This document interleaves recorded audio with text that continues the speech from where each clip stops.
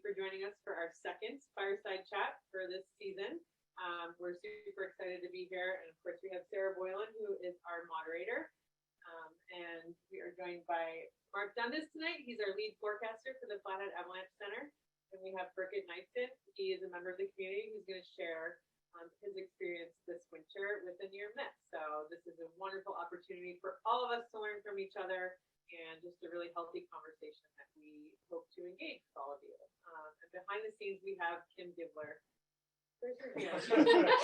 And she is helping us with a bunch of our imagery and all the things. And I will also soon be behind the scenes, and then I'm going to help with questions. So if you have questions as we're going through these conversations, we want that to really generate naturally. So please pop those in there, and I'll make sure to share them with the group, and we can have those conversations. So once again, thanks for joining us. We're really excited about these opportunities. A huge thanks goes to Sara and Kim. They are definitely behind the brainchild of this. So we're going to get things rolling with Mark. He's going to share basically just the current state of the snowpack of what is going on right now. And then we'll kind of roll back a couple weeks to when this incident occurred, and we'll talk about snowpack then and keep rolling. So thanks so much, Meg. Behind the scenes. And we got some great feedback last time. We do have a fire that we are by. If you feel as if that's not quite enough at home, you can go to YouTube and Google campfire and pull up your own. It may have sound effects. Thanks so much for being here tonight, and we look forward to your questions and your participation. So Mark, I'll turn it over to you. What's going on in the backcountry right now? Yes, me after. Fortunately, in the last 48 hours, we picked up a little bit of snow. A bit of an impressive Oh, conversation. yeah. I don't know if I would have cleaned tonight. He would have booed you off stage. Yeah. And anyways, picked up a few inches of snow in the last 48 hours, but it had been 10 days without snow prior to that. So pretty darn dry out there.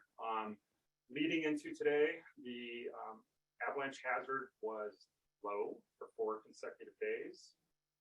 Pretty boring. But we picked up about 4 to 8 inches of snow last night. I think 4 in the southern Whitefish range, 8 at Tunnel Ridge in the Flathead range, 8 at Noisy Basin down in the Swan. So a little something. It came in with a little bit of wind, so we bumped the danger up to moderate.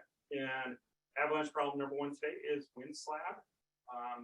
Generally with southwest winds, it's on the leeward aspects, kind of on the eastern side of the compass.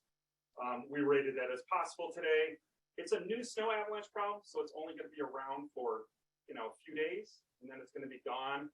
However, in places it has been deposited on top of a crust, so it might be sitting around a little bit longer, and it also has that potential to run a little bit farther than normal because it'll be running on top of the crust.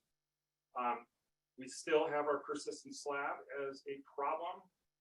Still rated it unlikely, but this has been on the books. I think actually 2 weeks ago today, we first listed persistent slab as a problem. So been around for a while, and this will last us through the weekend.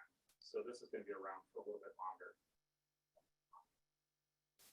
And the persistent slab problem that we're talking about right now is a buried surface core layer. It's on the northerly side of the compass, the shady side, so northwest, northeast aspects. It's found anywhere between 1 to 2 feet below the surface. It's very spotty in nature. It's really hard to find until you find it. So that's what we got going on there. We are still getting propagation in snow pit tests, though, which is why we're keeping it on as a problem. On the southern side of the compass, the sunny side, we have this facet crust combination, and it was from that warming, if everybody remembers that April-like warming we had recently, developed this crust facet combination. And right now, it's not doing anything, but envision a big load of snow on top of that, and maybe it'll come back to life. So just something to remember, that it's out there. It's not as though the southern side of the compass is good to go. So that's out there. But that's about what we have going on right now. I think weather-wise, just a little some small showers for the next few days.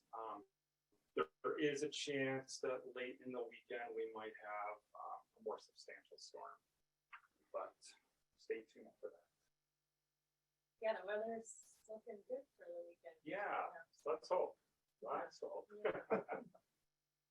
Well, thanks so much, Mark. Sure. I remember when we did this in December, things were like all lollipops and roses, like, no layers, nothing bad, no problems, and just good snow. And then I feel like the next week things really took a turn. So now we're going to turn our attention to Burket for a little bit. One of the concepts that sort of drove us to have these fireside chats in the first place was that we're trying to build some sort of community in which we can talk about things that go wrong, because things do go wrong, and that ideally we can learn from each other when things go wrong. And to me, like, as somebody who's been reading accidents in North American mountaineering for many years, like, I feel like one of the best ways we can keep our cognitive biases in check, and one of the best ways that we can continually hone our skills, is to pay attention to all those moments when things don't go smoothly. And unfortunately, it's hard to talk about when things don't go smoothly. Like, we don't want to admit we made a mistake, or we don't want to focus on this bad thing that happened to us, all of these different reasons. And so I'm so delighted that you're willing to have this conversation, just like last time you had me call, which is recorded if you want to watch that. I feel like we just learned a lot. We're able to sit down and say, like, hey, what happened? And how do you make sense of it? So we're going to start off with Burket just giving us a little rundown of what happened on February 4th, and we'll go from there. I think what happened on February 4th probably begins a long time before that. So I had just gotten back from a trip back skiing in Canada for 7 days, involving helicopters and glaciers and all kinds of exciting alpine experiences. Came back to the Flathead. I didn't ski for a few days, and then got a group together that included one close friend that was in Canada with me. We just skied together for an entire week, and then another friend who wasn't on that trip and who I hadn't skied with before. So there's a group of 3 of us. 2 of us were on the mountain, first chair going up, with the general plan to meet the 3rd person around out at Gully Point. That 3rd person was skinning up there. They didn't have a pass, so they were heading up on their own. So we followed that plan. A couple text messages while we're on the chairlift, making sure that we were all going to connect at Gully Point. And when we got to Gully Point, we were all there. Pretty normal morning as far as that goes. Events preceding that, we had communicated via text message and a couple of phone calls about conditions and what we had expected to see. The partner who was traveling out of the resort boundary and I did a beacon check right at the top of the Flower Point chair as we were heading out of the gate there, or underneath the rope, as it were. And we met the 3rd member of our party at Gully Point, discussed what we had been texting about, communicating about for the prior day or so, and made a plan that we'd generally head out towards Beaver Ponds and eventually towards Kona Point to ski an area called Big Trees, and this is to the east of Whitefish Mountain Resort boundaries, along the ridgeline there. And we decided that after we became a group of 3, we discussed some plans for the day, how we wanted to manage the group. We discussed our concerns in the snowpack, which I'll leave for Mark to give more detail about. But we identified the problems that we were worried about. We talked about what we expect to see out there, and we talked about one member of our group had skied the same slopes for I think 3 out of 4 prior days or something along those lines, multiple times in the prior week. Once we wrapped up that conversation, it was about 5 or 10 minutes. We checked the 3rd person who joined us at Gully Point. Their beacon was on, we made sure. And we made a plan to ski down towards the Beaver Pond and put up a skin track up towards Kona Point. We skied that first shot down towards the Beaver Pond, like many of us have done multiple times, and it was great turns, really cold snow, unconsolidated, a little noisy because there's some facets and surface more beneath, but it was really fun, and we were very pleased by the snow conditions. The Beaver Pond, really quickly, it's just a few hundred feet down there. And we started out from the beaver pond with the general idea of regaining the ridge before we got to Kona. And we put in a skin track with, I think, 1 or 2 kick turns. So we were coming across the face, the mostly north-facing slope for quite some time, gaining that 300 or 400 feet. And along the way, we talked about how the snow surface was unconsolidated, we thought. We weren't experiencing any signs of instability. We communicated that. We communicated quite a bit about what we were seeing and what we were feeling. I put my hand in the snow multiple times, felt that there was a nice crust layer down there and real soft and consolidated snow on top multiple times. Got to the top. This is to the west of Kona, so to the west of Big Trees as well, between Big Trees, Kona Point, and Beaver Pond. And we decided we'd ski down once more and then put another skin track up to Kona Point where we'd spend the rest of the day skiing Big Trees. So we transitioned at the top of this point. There's a little saddle there. We were on the west side of the saddle. And we proceeded to ski down from there. I skied first. It was about a 300-foot shot, maybe 250 feet. Little slight rollover, sparsely treed in a spot. I skied along the side of that open area, making great turns. It was a little bit more consolidated. I didn't notice that. I didn't communicate that with the group. It didn't surprise me. It wasn't like all of a sudden a hard slab or anything like that. It was just more consolidated than what we had experienced just a couple 100 yards to the west. I got down to the bottom, and based on our travel plan that we had identified earlier, we had radios that we were communicating with as well, but we were so close that we were communicating by yelling.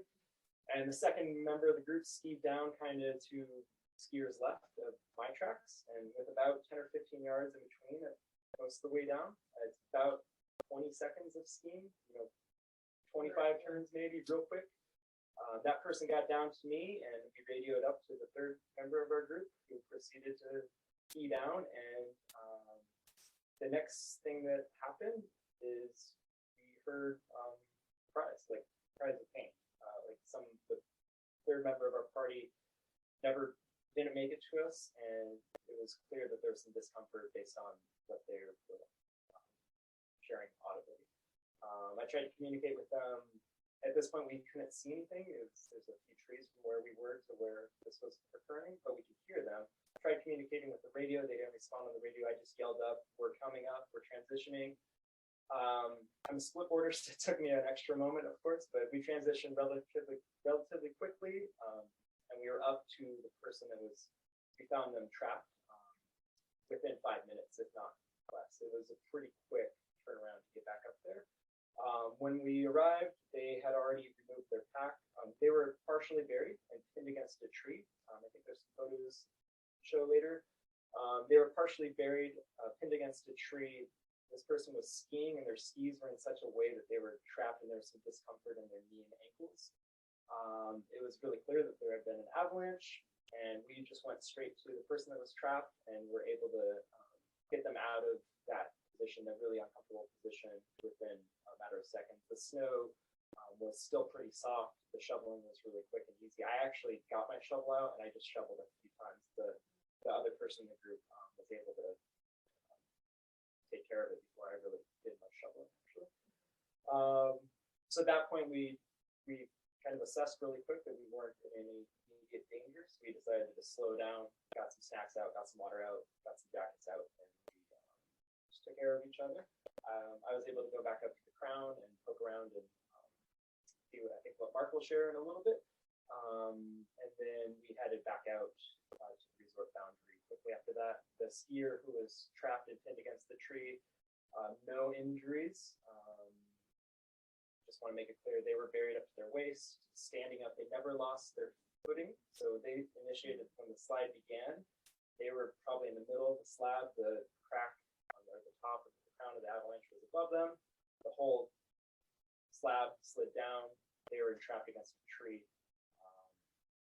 So no injuries, maybe some bruising, some slight tenderness, some soreness in the ligaments. And they didn't check. They were still in both their skis, and that's an interesting thing about this, is they were in such a way that they had already removed their pack by the time we got there, and they were trying to shovel themselves out, but there was such discomfort with the way the skis were against the tree that they couldn't move enough to really shovel themselves out. And the discomfort increased immediately once we were able to get the skis back in a more normal anatomical position. Yeah, thanks for sharing all that. I want to come back to sort of like your process and your thoughts and your reflections. But let's, if we can, sort of chat about what was going on in the snow that day and, you know, what, I think you did the site review the next day? That day. That day, Yeah. yeah, oh wow, Yeah. prompt, So it was- glad yeah, avalanche. that was great. At your service, yeah. That was a unique day because I met you at the, Yeah, right, I saw you top of there. the ski area, and we were wondering what we could do for this talk. Yeah. And I was wondering too. And, Yeah. He's I'm like, like- I'm going out to look at something, and I was like, huh. Yeah, so I was just going to do a little tour outside the resort boundary myself. And there had been a skier-triggered avalanche earlier that week, and I just wanted to take a look at it and see what's going on with the surface floor.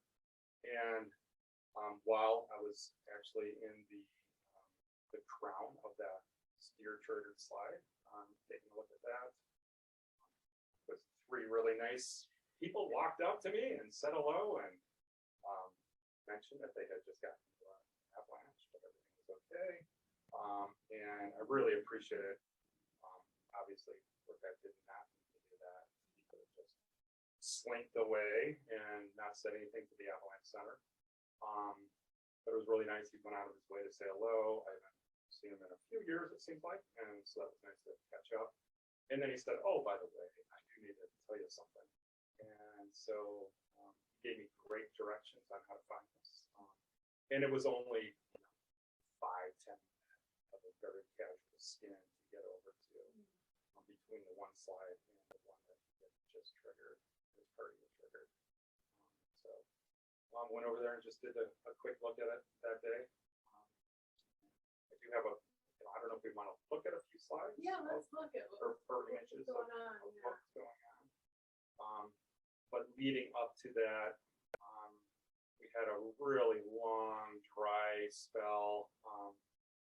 And I think, once again, another long, dry spell. This has been a really dry January and February. And it's hard to believe, I had to look at it today because I get so disappointed sometimes that I don't look at where we're doing for snow water equivalent. But unbelievable, the Flathead Basin is still at like 97%. Yeah, hard to believe. But anyways, so we had a long dry spell at the end of January and fairly stable conditions, but then we had surface ore being formed. Go back a couple more, or even pass it over if you want, if it works. Anyways, so we had surface ore being formed on the surface. And so that was sitting there for a while, forming over multiple days. And finally, right around the end of January, first day of February, winter came back for a short period. And Whitefish Mountain Resort on Tuesday, February 1st was reporting 12 inches of new snow. That's the ski patrol, their mid-mountain, not actually what the media was saying. So there was a foot of new snow that morning, and it was fairly low density, dry snow, and so it buried the surface ore layer. That day, an individual intentionally triggered this slide, and this is the one that was just 5 minutes to the west of the previous slide we talked about. And this individual was able to trigger this slide because it was just below a saddle, so heavily wind-loaded area. So there was actually a slab on the surface here, whereas everywhere else there virtually wasn't a slab. Again, very low density snow. Wednesday came, and if anybody remembers, we got a little bit of an Arctic push, I think Wednesday and even Thursday, really cold conditions, and it kept the snow really dry. And so the snow was not slabbing up.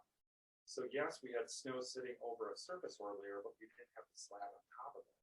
So there weren't any avalanches happening. Friday, it's finally started to warm a little bit. And that day we we had the avalanche danger rated as moderate. I believe persistent slab was number 2 on our list, and it was listed as possible that day. And again, on the north side of the compass for the most part. But we weren't getting any avalanches. So I went out to investigate one naturally, or excuse me, intentionally triggered avalanche. And that's all we had from an area that's skied heavily. So as I was out there looking at that pit, I traveled over to the incident that occurred that morning, and this is the view from the top looking down. And looking at this is something that I probably wouldn't have thought twice about skiing that day. Pretty, looks like good terrain, not super exposed. We have one more photo a little bit further down. This is from the crown, just looking down, and again, it's not big terrain you wouldn't really expect. So the slab, I believe, was 16 to 18 inches thick. This is the flank of it right here. It wasn't very wide, like 20, 25 feet wide or so. Ran, what, 100 vertical feet? Yeah, I'd say 25 at its widest, maybe 30 feet at its widest, and about 100 vertical feet. Okay. And it was really soft. The whole day I was out there looking for buried surface ore, which more occasions than not, I was unsuccessful. And it was really good snow. It wasn't slabby. And we have a little bit of a video. I'm trying to get the hang fire to release. And you can see how deep my skis are just sinking into the snow. I mean, that's good skiing. That's not slabby snow. And it takes, a fair amount for me to get this to go. Finally, it does go. But you can see it all breaks up as soon as it leaves my feet. So real soft. Yeah, when I went up to the crown, I was noticing 5 for fist to 4 finger. Yeah. Barely 4 finger, mostly fist. Yeah, about as soft of a slab as you could possibly have. And I poked around a little bit on either side of the crown, and I noticed that there was a lot of spatial variability, and just outside of that, it was back to completely consolidated. Yeah. It felt like. Yeah. We did a number of extended column tests and had very little success. Yeah, it just happened to be a little bit of a pocket. You guys were sent out.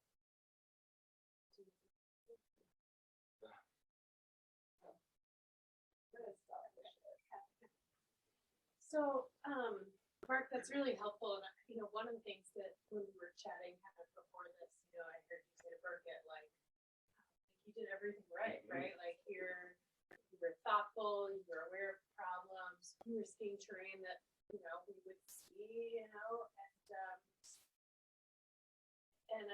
this sounds like this was this total fluke and just this, I don't even know if you would say terrain trap, right? There was a feature that was a trap, like this tree, right? But yeah, do you want to talk to me about that? Yeah, I mean, feel free to hop up in here. My assessment is, there is a bit of a saddle, so I think we might have experienced some more wind loading there. It's a little bit, that specific spot is a little bit less treed than areas around it, so I think the surface floor may have been more developed and more well preserved. And then combo that with a slight but noticeable, measurable rollover. So I think that combination of factors created the conditions that were required to have a recipe for an avalanche, and we provided the trigger for that avalanche. So sort of those micro terrain features. I think so. That's my Yeah, what would you say, Mark? Yeah. So, and obviously this is such a predictable question for me, but can we talk about the human factor? And do you want to reflect at all on that? Yeah. I know you to be a conservative, thoughtful person, and I still see you as that, right? I don't think that you made non-conservative, non-thoughtful decisions, but I'm curious to hear from you. Yeah, I think there's a lot to break down as far as the human factor or the factors go with this. Our group, came together pretty quickly. It was pretty casual, and usually I see with a kind of a set of people. I'm not typically doing this type of thing to make a group. Shopping. Yeah. Partner shopping. I'm usually not doing that. So in a lot of the last 10 years that I've spent skiing in the backcountry, 12 years skiing in the backcountry, not that that's super long or anything, but I've actively been avoiding avalanche problems or avalanche terrain and just plain avoid it. So if I saw this portion of the roads, the north section of the roads, the compass was the issue that day, I would go ski south facing south. If we knew the problem was only on steeper terrain, I would stay on the flattest terrain I could find. So And just wide I margins. just didn't get a lot of, I haven't had a lot of feedback in the last 10 years. I've poked around, I've stepped onto slopes and dug pits and seen all kinds of stuff pop out of my face, but I've maintained wide margins. And I also have I do have a relatively high level of education from my experience. So there's a chance that within our group, I might have been seen as an expert, and that doesn't match well with my kind of recent, I think, awareness that I had been so conservative, and I was starting to think like, damn, am I too conservative? I'm really not skiing a lot. Maybe I should ski a bit more. So I think those two things, and then being familiar with the terrain, having a member of a group that had skied multiple times that week, conditions hadn't changed too much besides a slight temperature change that day. I think those factors certainly played in. I think our group also did a lot of things well with only exposing one member of the group, being prepared to respond, and responding when we needed to, even though we didn't have to use our weekends, we were ready to prepare to train to. So those are the human factors that stand out to me.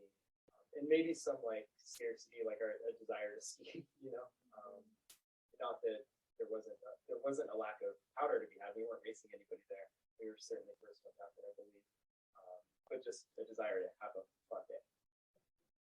Can you talk a little bit about that, like that mindset of like, gosh, maybe I should be stepping it out more? I'm so curious about that because I consider myself conservative as well, and then sometimes I'm like, I'm invited.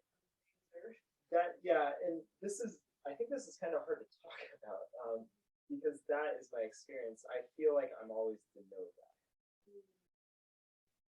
and that's a good survival strategy, but it's not a good let's have fun strategy. And I don't think I have changed my desire to remain conservative, but those slight, me being conscious of, and you're always saying no, or you're always the one that's saying, yo, let's chat, or you're always the one saying, pulling back on the reins, essentially, within a group, and getting feedback from people I ski with, getting feedback like, dude, chill out, or something along those lines I have heard. So I think that did play into me relaxing a little bit more on this particular day, when usually I'm pretty active in my route planning, pretty active in train management, group management, and this day I certainly was more. I really appreciate you being willing to sort of share that way of being in the world. And I think there's part of me that's like, oh, I wonder how this is going to impact you then, right? Yeah. That feedback, right? Like kind of that slap from nature. Yeah, and I've chatted about this with a few folks, and it's tricky because of I think that conservative approach to particularly backcountry skiing. And I want to be clear, I've helicoptered people out of the Grand Canyon. I've splinted people up on mountains. I've been involved in a lot of incidences that have required my medical training and coordination of evacuations, but never in the winter. So it's not that I'm avoiding all risk. I'm certainly accepting some risk, but this piece has been tricky to kind of make sense of it. I think that over the last decade or so, I've been so avoidant of avalanche problems and avalanche terrain that I don't get a lot of feedback. I've heard one thing underneath my skis. I've seen shooting cracks, but that's as close. I haven't been involved in avalanches for over a decade of backcountry skiing, which I'm not trying to shoot my own horn or tap my back or anything, but without that type of feedback, it just leads me to believe that maybe I'm being too conservative. Maybe I can open up to a little bit more possibilities. And again, we're talking about a 35 to 30 slope that's skied almost every the year.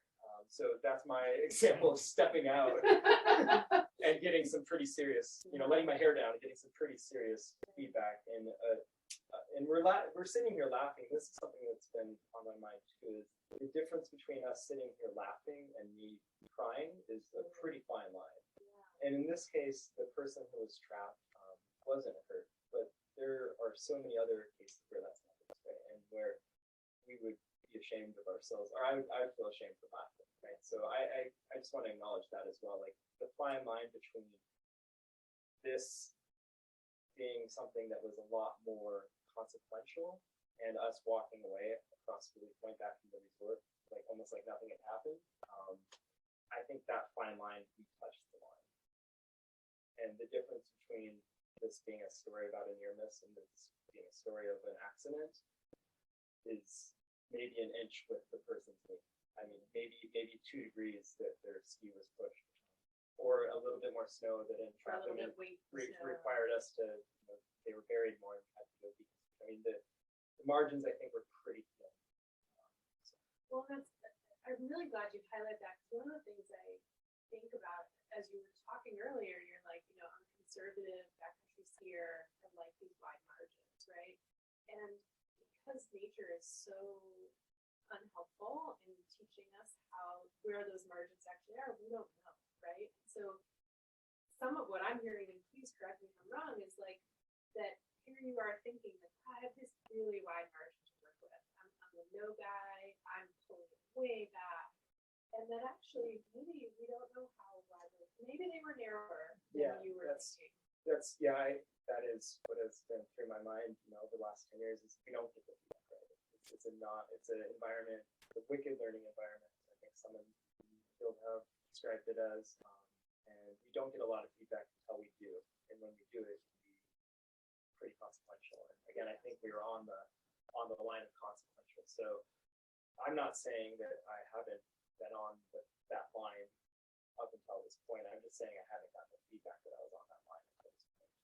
I'm sure that I've put myself on slopes that had poor stability, and I got away with it, and group I was with got away with it. I'm certain that that's happened multiple times in the last decade. In this case, we got the feedback.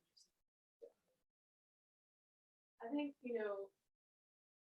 not to make this a super educational moment, but I think partly that's what some of us are here for, is like, I think one of the things that I'm so fascinated with in cognitive psychology is that our best efforts in predicting the future rely upon our most recent and most common memories. And so let's say you're an inbound skier, you've been skiing for decades, and you get the gear, you get the knowledge, and you start going out to backcountry. All of your memories about skiing are fun, filled with powder, smiles, beers, and nachos, and so that's what your brain kind of feeds you. And so it's not just about the feedback loop, it's about really sort of call upon our memory to predict what's happened to me. For somebody like you, it's going to be a good safe day, and that's just one of those things that our brain does without us consenting to it. And I think we have to be so conscious of that we can't rely on this prediction that our brains. Yeah, I mean, that's, thanks for sharing that. One thing that I recognize too, and just your comment about this being educational, and kind of switching that a bit, is that I have sat in the last Fireside Chat, I've attended workshops. Every time the Canadian Avalanche Center is doing something, I'm like the one dude from Montana on their Skype. Maybe there's 2 of us, I don't know. I think Jenny. Yeah, okay, so it's Jenny and I. I've sat through all of these workshops and presentations, and I subscribe to newsletters and publications that are sharing research and best practices in mountain travel and safety at an operations level. And the difference between education and experience in this moment is, it makes the world of difference for me, because now I feel it. I feel what it's like to be throwing on skins as fast as I can to run up a hill to somebody in pain. That you can't teach that, you can't educate that, right? And even though we can make sense of it and blackboard it and Right, do our rely best to on do it. your education, right?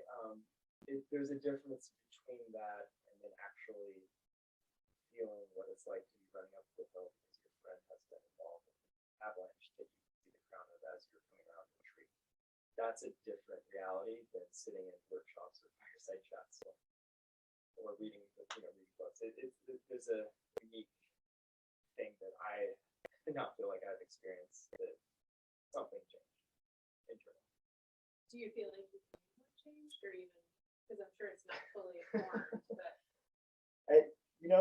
I don't want to overstate this. I feel I'm interested in this in myself because this was a near miss. Like there wasn't the accident was that something occurred that we hadn't fully anticipated. That is the accident. So there was an accident. There just weren't any stars from the accident or any loss from the accident. But I feel like I got really close to something that would really change my relationship to mountains. I think it actually did. And that's what's so hard, I think, for right now is to make sense of that this was just a close call, a very close call. But I feel impacted just thinking about going skiing right now. Like I feel a bit emotion actually. Not that I don't want to go skiing, but there's been a shift with that proximity, with being on that line. But I don't know if I can name it other than like an awareness of the consequences, an awareness, a closeness to the consequences, the gravity of it. Yeah, that's the thing is we are going out to have fun and to engage in life. I am going out to have fun and engage in life and to be with friends and to have novel experiences and to grow as a person. And the thought of coming home hurt, or the thought of not coming home, or the thought of telling somebody's family that there's been a severe accident, that is weighing on me, even though it didn't occur. And I've never had that kind of emotional becoming, if you will, through all the workshops, all the trainings that I've taken. So that's what I'm.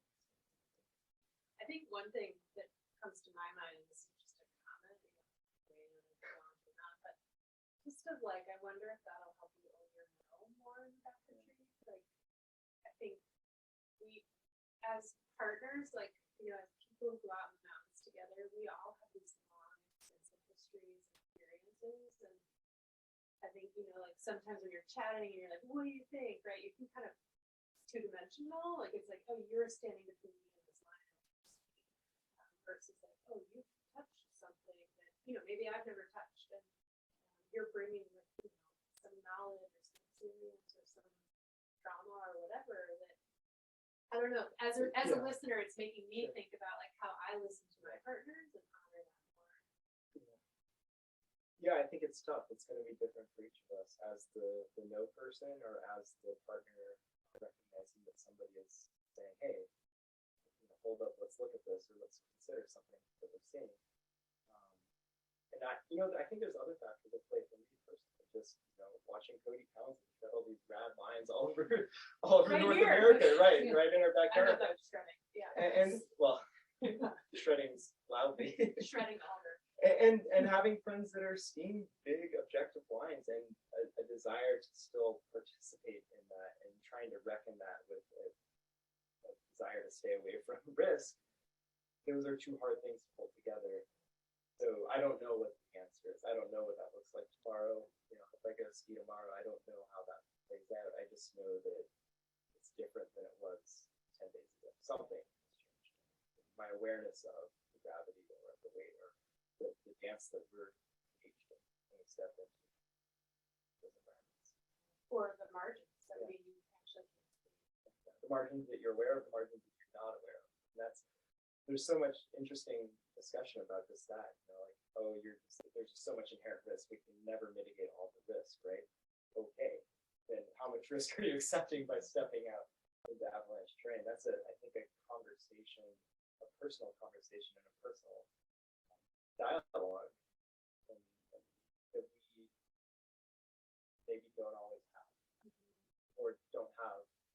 as often as the weight of the gamble that you're making.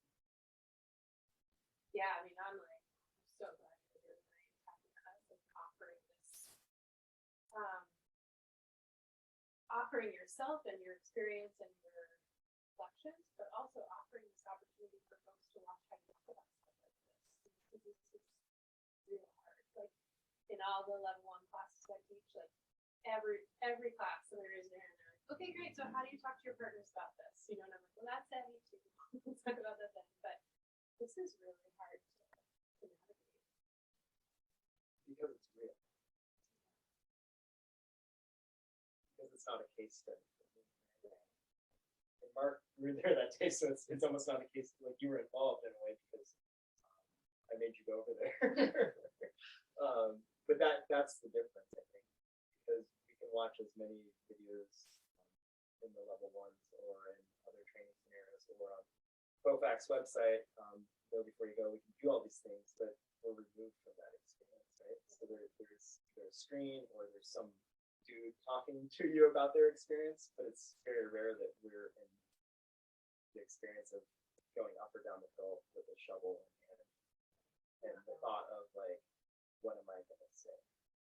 How do I talk my way out of this? I'm thoughtful of, I don't want to compare myself to other folks, but I'm thoughtful of partners, ski partners that have taken their own lives, that have died by suicide after their ski partner died in avalanches. Like I didn't know what that feels like, and I still don't know what that feels like, but I think I'm a bit close to that, what that feels like. But the weight of that seems more real now than it did 10 years ago. Yeah, I heard echo of that when you mentioned having not mentioned consolidation. It's so easy to sort of think through all those things now. And one of the things that I often think about is like we tend to think of like a close call or an accident or an incident as like a decision that got made that led to this thing happening, right? And like Ted, you framed it like 30 weeks earlier in Canada, but it's like actually dozens of hundreds of decisions, you know. It started over 30 years Right. ago. Totally. Like first time you strapped on a snowboard, right? Skateboard. And like that it's so hard to bring so much history, bring so many, so many little decisions, and you can't.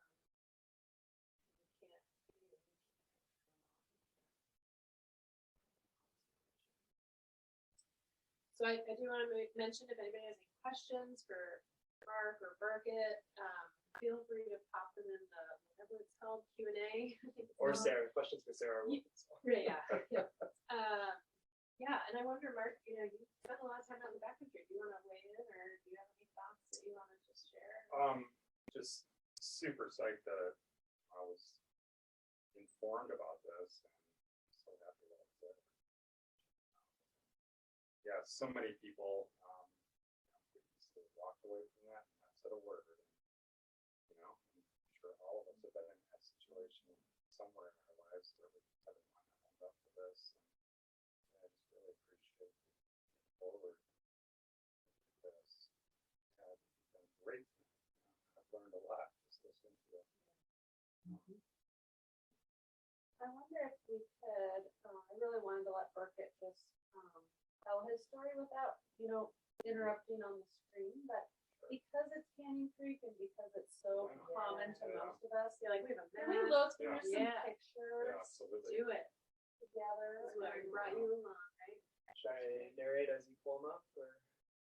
Yeah. Or do you want to? Yeah. No, you don't. Is the map available? Maybe that's a good Yeah, I think there's a map. Well, since we're here, we'll start here. This is a photo taken, of the slide we were just discussing. This is from between where the skier was triggered and the start zone. The start zone is, the crown of the avalanche is just at the top left of the screen where you can see the obvious crown there. Second skier down, you might be able to make out their tracks to the right of the photo. That would be skiers right of the scene. My track are just two skiers right to the left of this photo. Yeah, over there.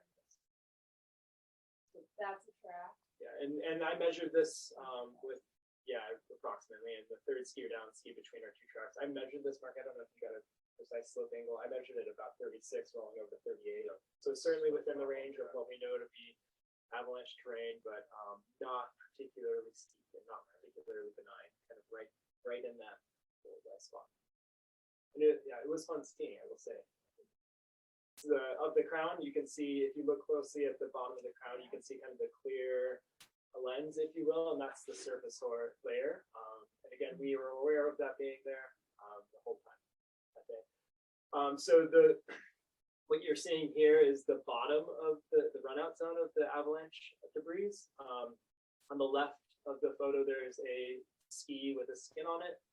The tree just mostly to the left of the screen of the photo, that is where the person was buried and pinned. Their head was approximately at the top of that snow pile on the tree. So again, they were buried up to their waist against that tree right there. And I think it's worth noting too, the other members of my group, they wanted to remain anonymous. So I just want to acknowledge that. Like I want to be respectful of that, and also just so grateful that they supported me and coming to too. This is either at the crown or the flank. That's my glove, just as reference.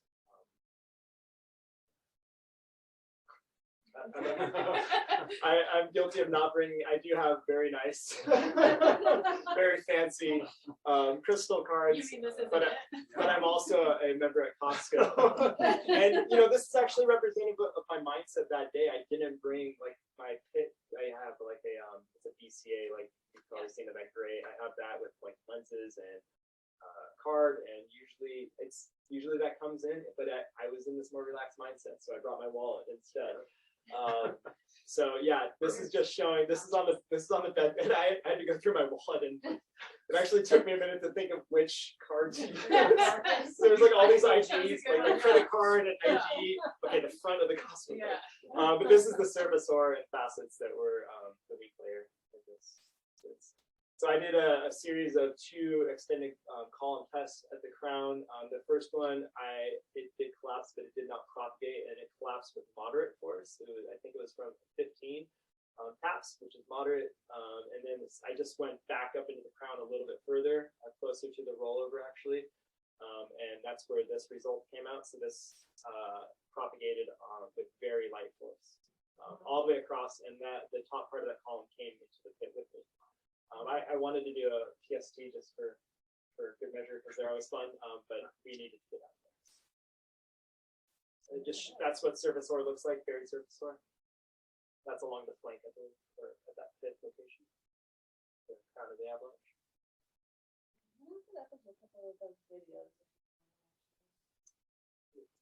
I don't think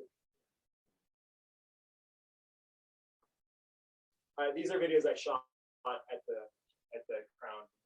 If you want those, No questions from our crew, from our community in the home environment. Maybe thoroughly. Mark, I wonder if it's worth just taking a few minutes to chat a little bit about this. Is this buried surface ore is still out there, kind of squirrely, right? Like it's in certain places, not others. And Yeah. I know you talked about that a little bit, but I wonder if just in light of all this, frame that for us. Like, how should we be thinking about this now? Right. Great question. Yeah. What do you think? Yeah, whenever there's a persistent slab problem, we always try to tell people to default to terrain, meaning concave slopes, well-supported slopes, 35 degrees or less. If you're not interested in digging to see if that's right on that slope, that's the best way to travel through that country. That's what I do on my days off a lot of times. It's just terrain management. There is a good video that was made by a couple of coworkers yesterday. I don't know if we can pull that up or not, but Cam Johnson and Guy Zollner went to think they were in Kimberly, actually, and put together a good video. So if we don't watch it tonight, that might be something you want to pick up tomorrow. But they were playing a little game with each other of guess the terrain. And so somebody would have to guess the terrain, somebody else, and they would both guess it and go out and measure it. And there's probably some sort of prize involved. And not who sure won? what. Yeah. I think they both did well, Okay. but they mentioned, it was really good to get back into that game. And what they were doing is they're looking at a slope from the side, which of course is the easiest way to get an idea of slope steepness. And then they would traverse out into the slope and see how close they were. And it's a great thing to do. You're traveling around, and sometimes you forget to do these things. Like I haven't played that game in a while, but I like playing that game. Yeah. Okay. Oh, great. So it's just a little over a minute long. We'll just do the sharing. kind of see how this goes.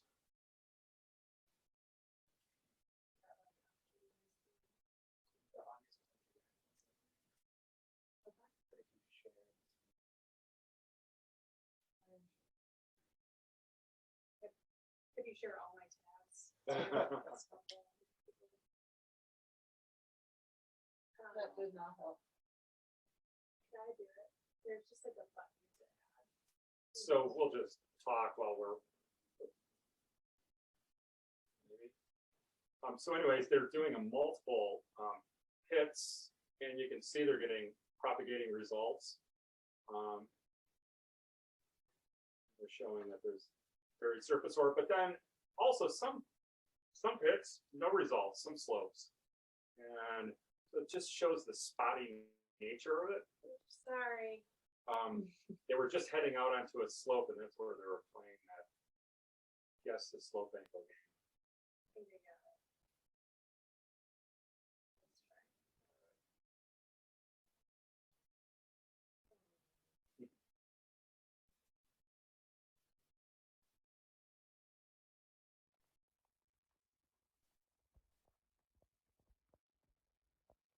Today we're in the southern Whitefish range and we're out looking for buried surface ore. It's been almost a week since we've had any reported avalanches failing on this persistent weak layer. As we moved up, we're moving up through this sparsely timbered to almost densely timbered slope that faces north. So these types of slopes are ones that are gonna be the ones that harbor it in these kind of open pockets where it's sheltered from the wind, where the surface ore can grow, but also be protected from getting knocked over from winds pre-storm. What we found is so far, 2 out of the 3 pits that we've dug, we've had propagation with moderate force. And it's really easy to identify this layer by this really gray streak in the snow. In other areas on the same slope, the layer was knocked over and gave us stable results, further proving the layer is spotty. Patience in managing slope angle can be key on these aspects for now. For the new, we found one small wind slab on an exposed ridgeline. Other areas of snow is loose and cohesionless. Forecast is calling for another 3 to 8 inches tonight, so stay tuned. Pretty awesome. Pretty helpful. Well, yeah, I think I don't even know. Yeah, I'm just so grateful, Burket, that you were willing to show up here and talk about this, and so glad it was a close call, and that was the conversation we got to have tonight. And yeah, I just so appreciate all of it. And then I love hearing the updates, and then it's so helpful to kind of put together these. So thank you both for being here, and Kim and Meg for the behind the scenes efforts. And thanks to our community for showing up tonight. We'll see you at the next one. And keep us posted if you have a close call. We're not going to necessarily make you sit on the couch and talk about it, but if you're willing to, we'd love to have you. So, thank you.